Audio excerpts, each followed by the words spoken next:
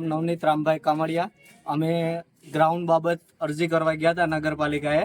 Already નગરપાલિકાનો એવી રીતના અમે આવેદન આપ્યું તો નગરપાલિકાનો એવી રીતના એવો જવાબ આવ્યો કે અમારી પાસે ઓલરેડી ગ્રાઉન્ડ નથી ને અમારે ગ્રાઉન્ડ ફરવેલ નથી. તો પછી નગરપાલિકાએ અમે મામલતદાર શ્રી આવ્યા તો મામલતદાર સાહેબે જયસલના અમે વાત કરી, મામલતદાર સાહેબે આવેદન આપેલું છે. તો મામલતદાર સાહેબ કે હું કંઈક વાત કરું તો આપણે જયસલમાં જે અનુરાગ કોલોનીનો અંદરનું ગ્રાઉન્ડ છે તેના વચ્ચે વાત થઈ, પણ જે મયુરભાઈ હતા એને કોલ કર્યો જયસલમાં. તો જયસલવાળાનો મયુરભાઈનો એવી રીતના આન્સર આવ્યો કે ત્યાં દોડવાની સખત મનાઈ છે.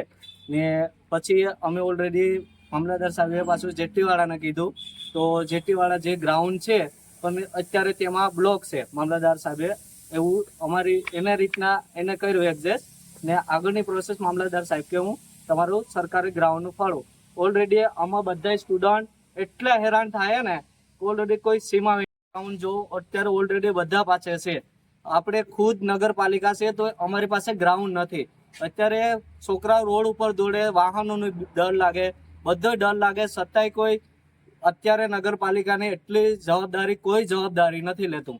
અત્યારે છોકરા ખૂબ એટલે ખૂબ હેરાન થઈ રહ્યા છે. ગ્રાઉન્ડ પણ નજીક આવી રહ્યું છે તોય કોઈ જવાબદારી રહેતા નથી. વાળા પાસે ઓલરેડી મેન ગ્રાઉન્ડ છે છતાંય અમને મયુરભાઈ કરીને કોલ કરેલો હતો. એને ચોખ્ખી ના પાડી દીધી કે તમને અહીંયા દોડવામાં દેવામાં નહીં આવે. ઓલરેડી અમને જે હર્ષ સંઘવી સાહેબે કીધેલું કે તમારી પાસે ક્યાંય ગ્રાઉન્ડ ન હોય તો અમારી સાથે રજૂઆત કરી શકો, પણ અહીંયા કોઈ જવાબદારી લેતું નથી.